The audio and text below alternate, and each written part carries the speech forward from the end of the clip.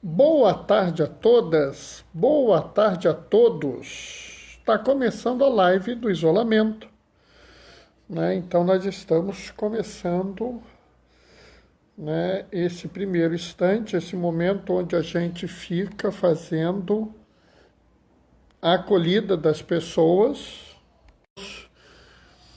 né? Algarte, paz e bem, hein? Fátima, tudo bem? Como é que você está? Paz e bem, Fátima.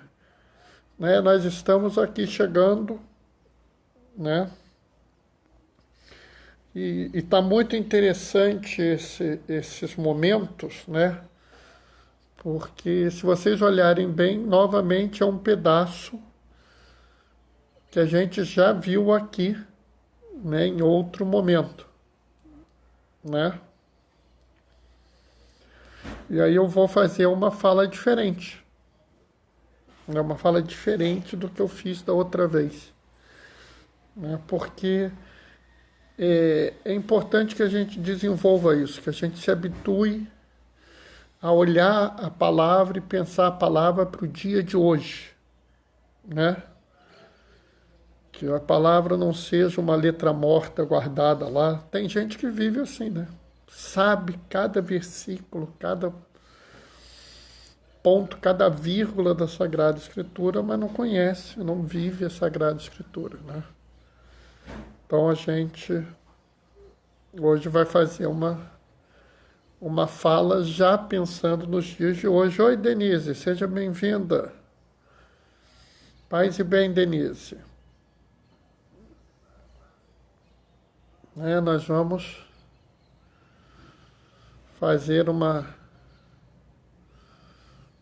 avaliação hoje, uma coisa diferente, né? E assim, é uma passagem que todo mundo conhece, né? E assim, é interessante porque outro dia eu estava fazendo uma dinâmica, eu tenho feito uma dinâmica com essa história, né? Então hoje eu resolvi fazer uma fala, estou fazendo suspense mesmo para aprender, porque senão perde a graça, né? Paz e bem, Denise. Senão perde a graça, né? Sabe como é que é? Tem que fazer aquela coisa da live, assim, entendeu? Chamar as pessoas, né? Faz parte, né? Senão ninguém vê a live, né? Se bem que ninguém é obrigado a ver a live. As pessoas veem porque gostam, né? Então, o importante é que vocês pensem a palavra de Deus, vivam essa palavra, né? E aqui tem até uma coisa interessante que a gente vai tocar rapidamente, né? Que é uma coisa que tem a ver com o cuidado que a igreja tem com a Sagrada Escritura, né? Faz parte de uma forma de pensar a Sagrada Escritura toda ligada à Sagrada Escritura, que tem uma curiosidade aqui, né? Que é interessante, que a gente vai colocar também, né? Que de certa forma eu acho que tem uma importância para nós, né? Acho que é importante que a gente entenda como as coisas são feitas, né? Para que a gente não fique numa visão, vamos dizer, limitada da Sagrada Escritura. Que a gente entenda todo o processo que está envolvido nisso. E até entenda os porquês, né, os motivos que estão envolvidos em cada coisa dessas, né? Vamos dar mais um minutinho. Daqui a pouquinho a gente vai começar,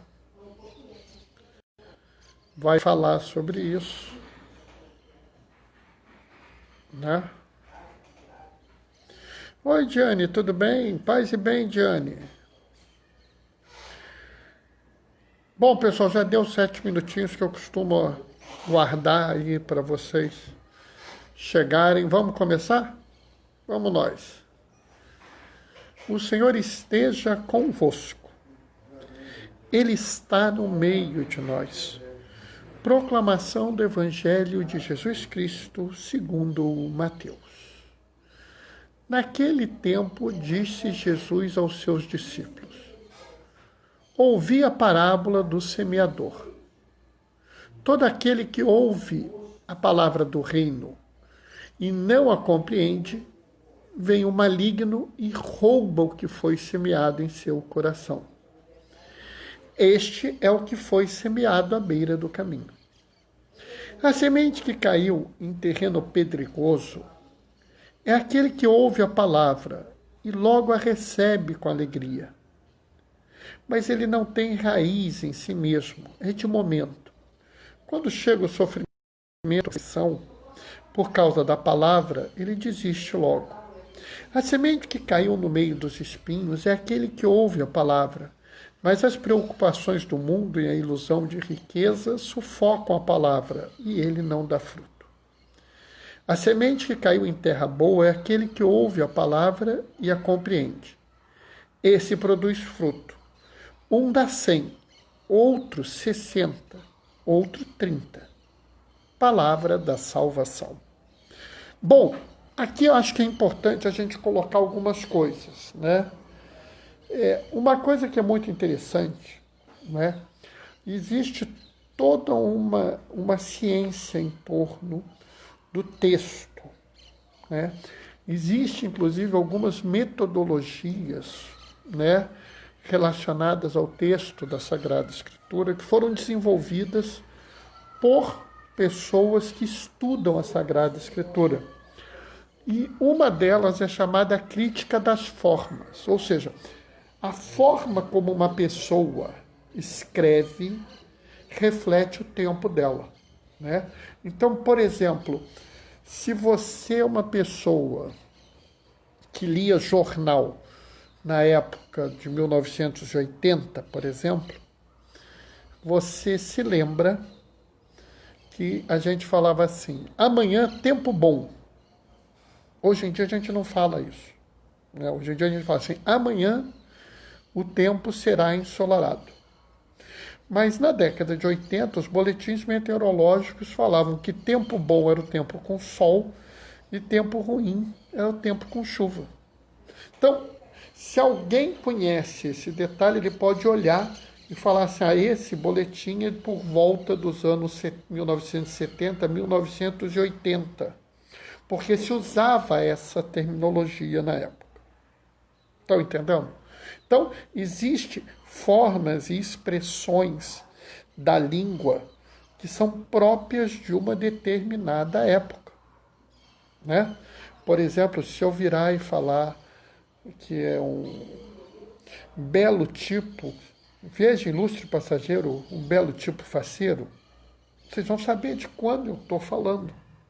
Porque esses termos são termos de uma determinada época.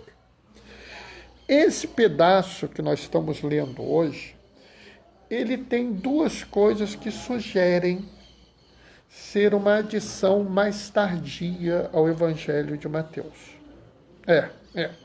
O que eu quero dizer com isso? O Evangelho de Mateus, ele não foi escrito provavelmente por Mateus, ou se foi, Mateus estava muito velho. Então, oi Coutinho, seja bem-vindo, paz e bem. Então, na verdade, algumas pessoas escreveram, né, e colocaram que o Evangelho era de Mateus. Paz e bem, Coutinho. Entendam bem, não há nada de errado nisso, né? Era muito comum na época que o discípulo, quando escrevesse um texto, colocasse o nome do seu mestre. Não havia nada assim de estranho na época, era uma coisa totalmente aceita, né? Se vocês pensarem bem, o livro do Êxodo é atribuído a Moisés, mas o livro do Êxodo descreve o enterro de Moisés. Como é que ele pode ter escrito o enterro dele? Oi, Lisier, paz e bem, minha filha. Então, entendam bem isso, né? Entendam que há esse tipo de coisa, né? E aqui há duas coisas que chamam a atenção, né? Se vocês observam bem, Jesus, quando ele fala uma parábola, ele não explica a parábola, né? Ele vira e fala assim: o reino dos céus é como uma semente de mostarda que eu jogo e ela cresce e vira uma árvore onde as aves do céu fazem os seus ninhos. Não há nenhuma explicação sobre isso. Entretanto, esse texto, ele difere de uma parábola comum, porque ele explica a parábola pedaço por pedaço. Então ele explica o que é a semente, ele explica o que é o solo A, o solo B, o solo C. Isso não parece ser um texto típico de Mateus, né? E até ele usa um tipo de escrita que não é o tipo de escrita de Mateus. Então, os acadêmicos colocam que isso é um acréscimo tardio ao Evangelho, né? Mas por que ele ficou ali? Porque a comunidade primitiva achou que aquilo era importante. E esse foi os documentos mais antigos que nós temos do Evangelho de Mateus, os papiros mais antigos, né? Lembrando que não existe um papiro que seja o Evangelho de Mateus inteiro, existe uma série de pedaços deles. Oi, Lívia, paz e bem, seja bem-vindo, filha. Esses evangelhos têm esse pedaço, então a gente mantém esse pedaço, porque a gente entende que está dentro da inspiração. Deus revela as coisas aos homens e os homens escrevem no Evangelho, escrevem nas cartas para que nós possamos lucrar hoje. Dito isso, eu acho que a gente tem agora que entender o que tem nesse Evangelho que é importante para nós hoje no mundo. Entendem isso? Porque não interessa qualquer explicação que eu puder dar sobre isso, eu posso trabalhar cada palavra dessas, e elas têm uma série de significados, e a gente pode trabalhar eles, mas nada disso serve se a palavra não arder em nosso coração, se a palavra não nos levar a agir, né? Eu até falei sobre isso ontem, né? Que a palavra ela tem que ter uma coisa no nosso coração, né? Nós não podemos ter um coração de pedra insensível à palavra e que a palavra não nos modifique. Eu acho que isso é essencial. E qual é o grande questão nesse Evangelho? Nesse pedaço que está aqui, que a gente pode usar na vida de hoje, né? É o pedaço do semear, né? É interessante porque Jesus vivia no meio agrícola, né? Mas a gente pensar hoje em dia, isso é uma realidade para nós, né? Existem discussões sobre o semear no campo e o semear na cidade, né? Aqui, por exemplo, aqui perto de onde eu moro, tem uma rua que é a General Glicério. No final da General Glicério tem uma área que foi semeada para ser uma horta comunitária, né? Então, assim, existe essa questão, existe pessoas hoje em dia que falam em fazer jardins, pomares, né, hortas urbanas. Então, o semear está vindo também para nós como região, como uma situação também para a vida urbana, né? E dentro dessa visão, dentro desse entendimento, eu acho que a gente tem que pensar o semear também como forma de agir no mundo, né? A gente viu que uma das parábolas do reino, e eu gosto muito dessa, que é fermento, né? Vocês já ouviram, inclusive, eu falar que é fermento na massa, né? Porque o fermento é jogado na massa, se mistura com a massa, né? Enquanto o fermento está separado da massa, ele não serve para nada, né? Nem gostoso aquilo é. Né? E ele só passa a ter sentido, ele só passa a ter função quando ele está misturado na massa. E uma vez misturado na massa, você não consegue mais separá-lo da massa. Né? Então, a gente tem que entender que do mesmo jeito que o reino de Deus, o reino dos céus, tem que ser essa realidade, nós temos que fazer parte também dessa realidade. E aí é que mora a questão. Né? Nós temos que semear. Bernardo, mas o semeador é Jesus, e você não é seguidor de Jesus? Se Jesus semeia, você não semeia isso? Entendem essa questão? Nós temos que semear. Se nós somos seguidores de Jesus, nós vamos semear. E Bernardo, como é que eu vou semear?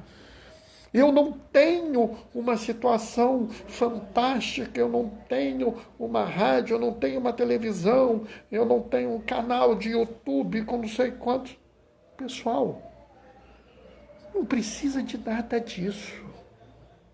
A gente tem que semear do jeito que a gente pode. Olha, eu quero que vocês guardem a última frase desse, porque eu acho que essa última frase é essencial na vida da gente. Esse produz fruto. Um dá 100, outro dá 60, outro dá 30. Observem bem, o que tem aqui de mais? Uma vez me perguntaram, Bernardo, esses números têm algum significado? Porque eu já ouvi falar que o número isso... Pessoal, o significado mais básico do mundo. Jesus não é um contador. Deus não é um bancário.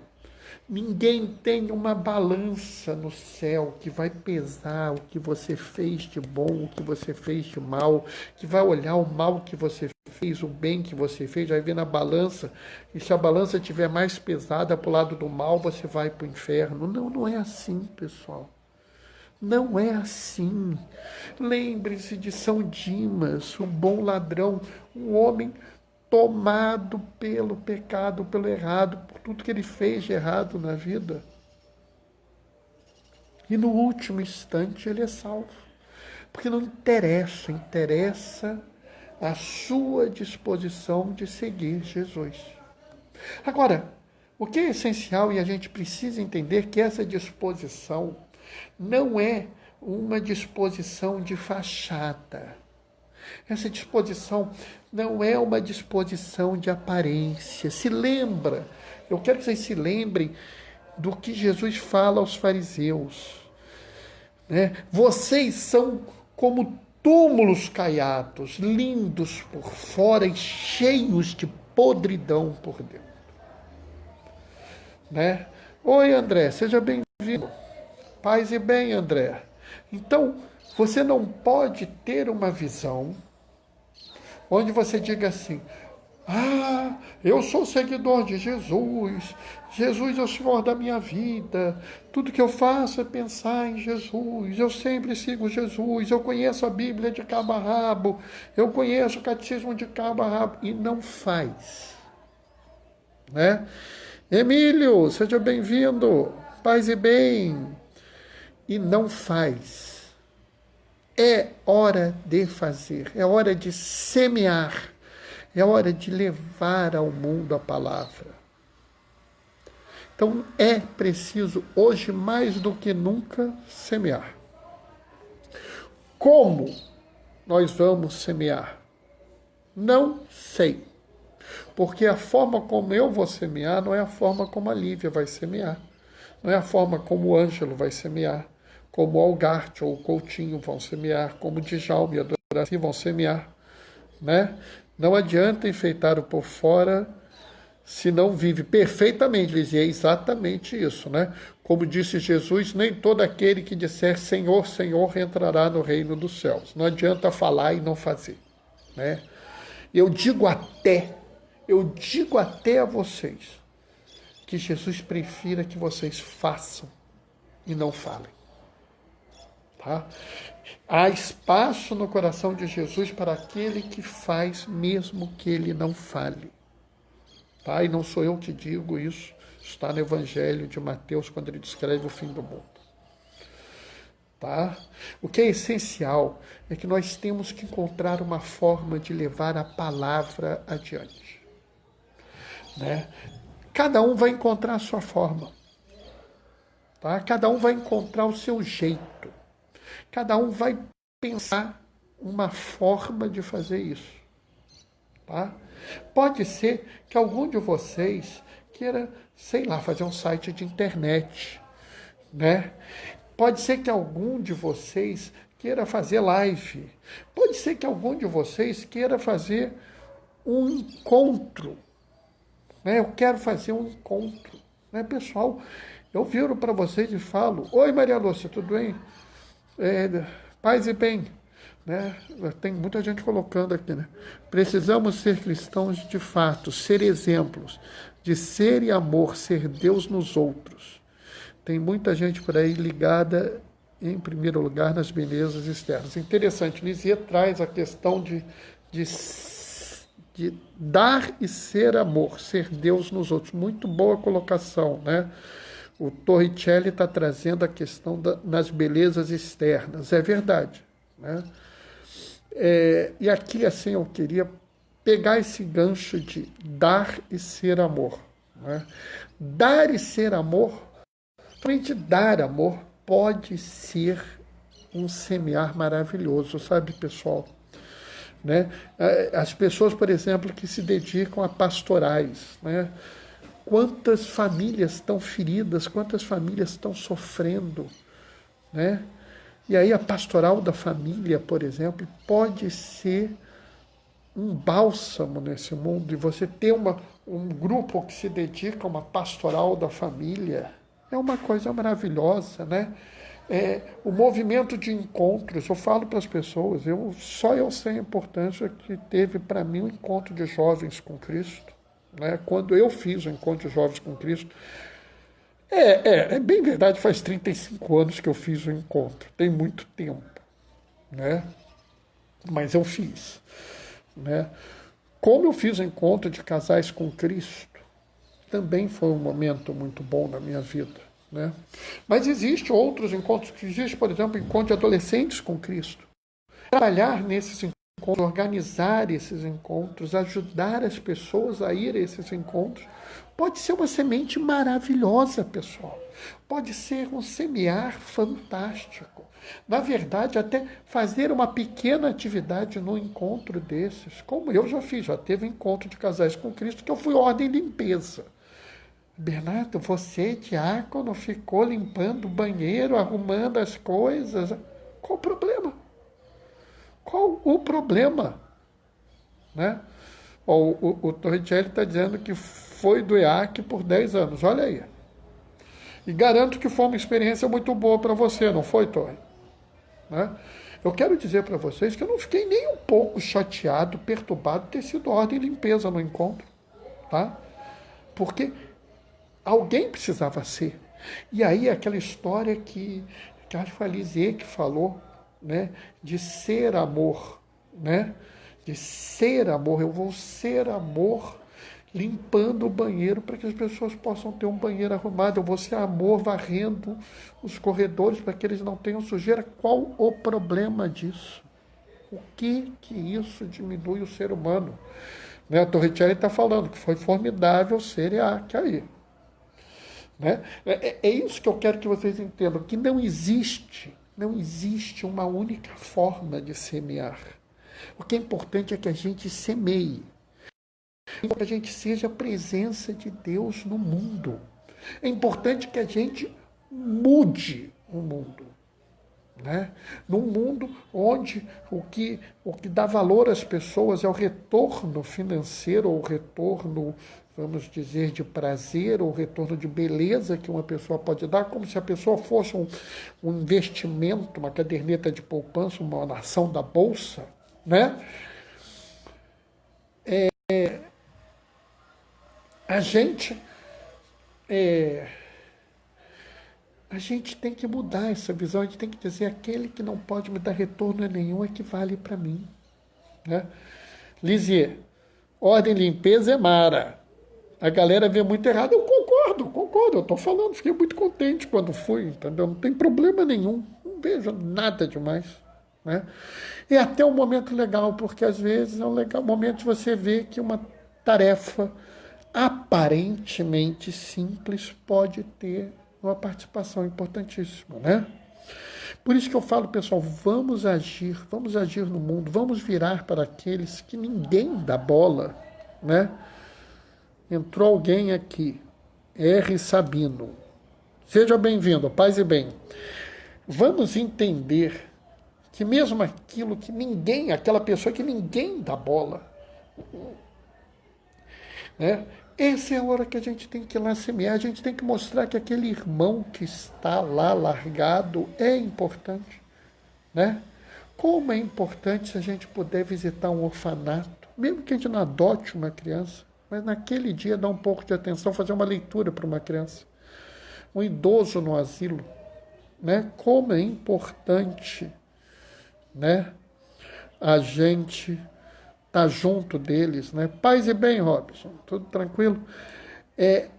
Como isso é importante, né? Como isso é chave na vida.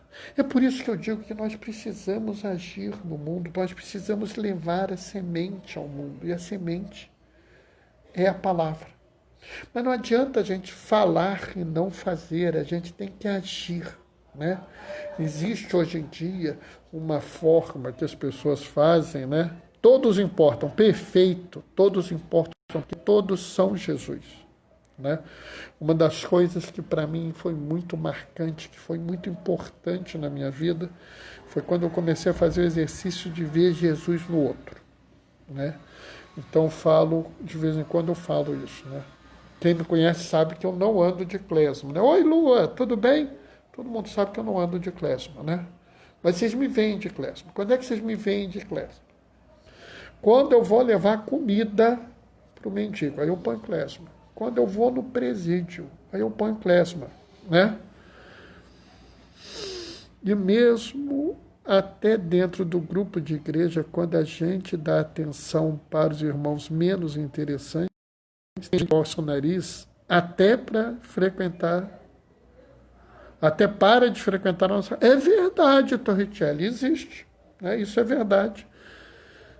Saber e não fazer, e não saber, não fazer, e não saber. É interessante essa, gostei. Hoje eu e minha esposa levamos leite específico para uma criança pobre com intolerância. Perfeito, Algarte, olha aí. Isso é semear. Quem olhou e falou assim, mas o que esses dois doidos no meio dessa pandemia, com um monte de gente doente, porque o pessoal não sabe, né? Mas o Algarte mora numa região que está, inclusive, numa situação complicada, né? Ele mora perto de Campinas, a coisa lá está muito complicada, e eles saíram no meio disso para levar leite para uma criança pobre, porque a criança tem um problema de intolerância. Pessoal, quem olhou eles fazendo isso? Teve duas reações. Uma reação que pode ter aquela reação que o Torre está falando. Bando de doido, sem graça, bando de burro, imbecil, se expondo. Tem gente que falou isso, né? Mas teve gente que olhou para vocês dois e falou assim, nossa, mas por que eles fazem isso? O que move eles? É nesse momento que você vai lá e quebra aquele coração duro, começa a quebrar, faz um buraquinho para você colocar a sua sementinha ali. E talvez você coloque a semente a primeira vez e ela esteja no terreno pedregoso e não cresça a planta, mas você insiste, coloca uma segunda vez, uma terceira vez, uma quarta vez, uma hora brota, pessoal. Lembra que Cristo falou, o reino de Deus é como uma semente que cai no chão e você não sabe como ela cresce. Não cabe a nós nos preocupar como a semente cresce, cabe a nós colocar a semente. E assim, eu gosto muito de uma coisa que eu vi outro dia, que eu achei muito interessante, que era o pessoal falando da jardinagem ou da agricultura de guerrilha. É uma coisa que tem na cidade agora. O que é isso? Você pega a semente da planta que você quer plantar, envolve num cotoco de terra com um pouquinho de adubo ou sei lá o que. Então eu vou ter até que descobrir qual é a receita daquilo, porque eu vou fazer. Aí você pega aquilo, entendeu? Faz uma bolinha. Aí você passa, tem um terreno baldio lá, murado, que nada, você não consegue nem ver direito, mas você sabe que aquilo é baldio, porque tem um monte de mato, mas você não consegue nem ver direito. Como é que você faz? Você espera que esteja perto da época que vai chover e joga a semente, aquela bolinha lá dentro, por cima do muro, né? E você joga lá umas 3 ou 4. Acaba que germina a planta.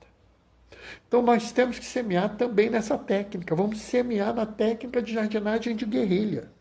Nós vamos pegar a palavra do Senhor, embrulhar no amor, no carinho, na atenção, na preocupação com os nossos irmãos, né? E vamos jogar isso no mundo. Isso vai fazer o reino de Deus crescer. Como isso vai ocorrer? Eu não sei, não me preocupo com isso, porque não é essa a nossa preocupação. A nossa preocupação é o encontro do irmão. Seja lá quem ele for, seja lá onde ele estiver. No ter um encontro real com ele, em ter um encontro real em Cristo que está nele. Ver aquele Jesus que está escondido naquele irmão. E semear a palavra pelo caminho. Algum dia, alguns de vocês darão 100, outros 60. Eu, se der 30, já estou muito feliz. Amém? Bom, pessoal, era o que eu tinha para falar para vocês hoje, tá? Gostei muito, porque teve várias intervenções aqui, colocações que eu achei muito boas, entendeu? Eu gosto quando vocês colocam essas intervenções, porque isso chama atenção, né? Eu gostei de ver, assim, que vocês estavam aí, né? Não sei se alguém tem mais alguma coisa a acrescentar, mais alguma coisa a falar, né? Lizzie, amém. Oh, que bom. Lizzie, eu sei que ela é daquelas que vai fazer, né? Porque ela já faz. Aliás, vários dos que estão aqui, de um jeito ou de outro, semeiam, né? Aliás, acho que praticamente, que eu acho, olhando assim, né? Me chama a atenção a quantidade de pessoas que semeiam. Mas hoje em dia, cada um está preocupado consigo mesmo. É assim que eu penso. É verdade, Fátima, cada um está preocupado consigo mesmo, né? Esse é o mundo que a gente vive, né? Porque a sociedade de consumo, a sociedade de descarte, Papa Francisco coloca isso muito bem na Evangelii Gaudium, se eu não me engano, o número 2. Os primeiros números, de 1 a 5, acho que é o número 2. Ele fala que a gente vive uma sociedade de descarte, uma sociedade de consumo, que as pessoas acabam vivendo de uma forma isolada, né? Isso é uma realidade, não tem como a gente mudar a realidade, né?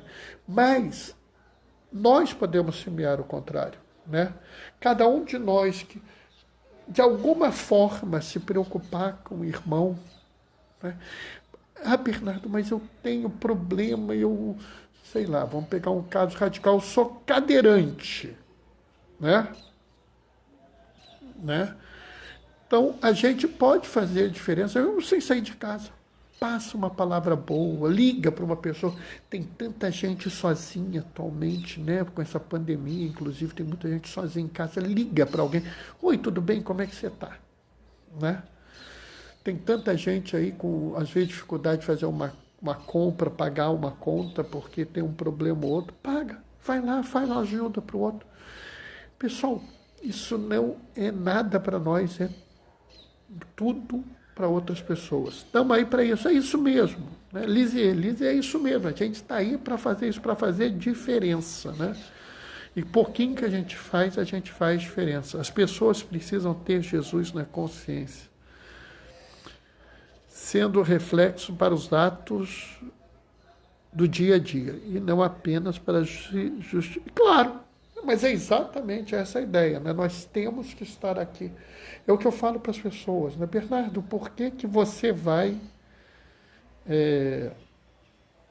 por que que você vai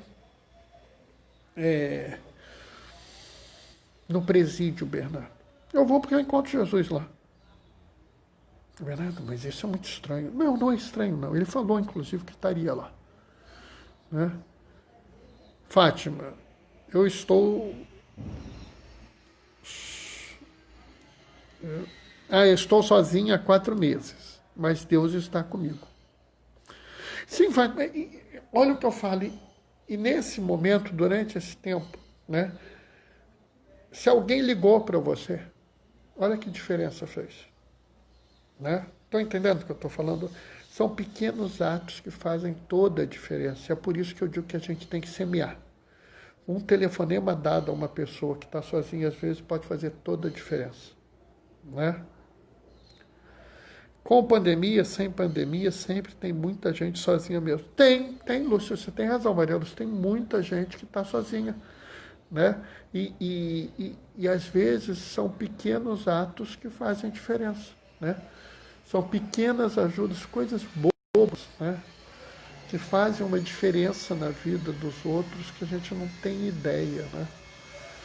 Eu sei de algumas coisas que a gente faz, ou que eu já fiz, ou que outras pessoas fizeram, que são coisas super pequenas, né?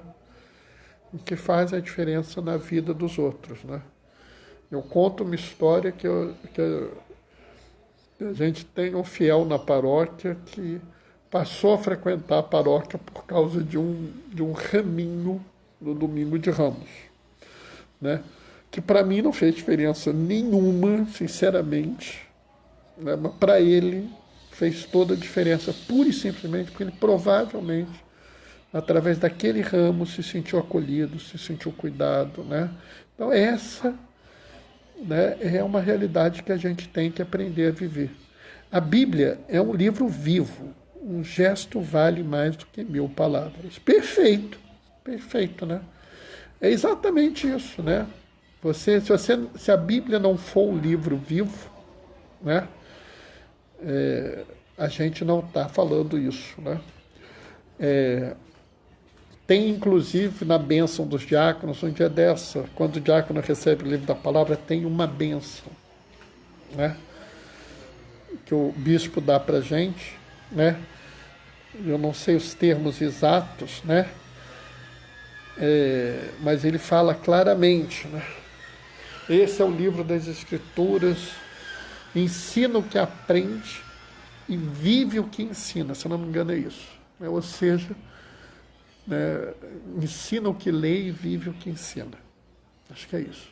Então, é prática, né? Não é teoria. Bondade tem que ser uma coisa prática. Bom, pessoal, já está passando do tempo que eu costumo deixar para a live, porque senão começa a ficar muito chato, entendeu? E não dá tempo, as pessoas têm outras coisas, então agora eu vou dar a minha bênção. Amanhã, às 30, nós estamos juntos. Antes de me despedir, eu vou fazer a minha habitual propaganda, dar um pulinho lá no blog do Gaioso, Diaconia da Palavra, blogspot.com, e vai ver o que ele escreveu. Eu vou sair daqui e vou ver também, tá? Daqui a pouco essa live está no IGTV, mais tarde está no YouTube. Vai depender da minha internet, porque ela às vezes não gosta de mim. O Senhor esteja convosco, Ele está no meio de nós. Por intercessão de Dom Oscar Romero, desça sobre vós e permaneça para sempre a bênção do Deus Todo-Poderoso, Ele que é Pai, Filho e Espírito Santo. Cadu, você entrou a tempo de receber a bênção, depois vê no IGTV, né?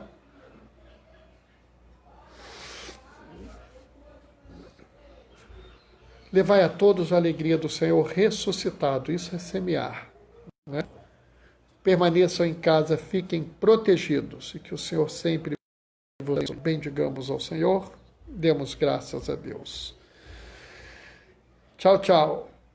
Ele está no meio de nós, entendi. Abração.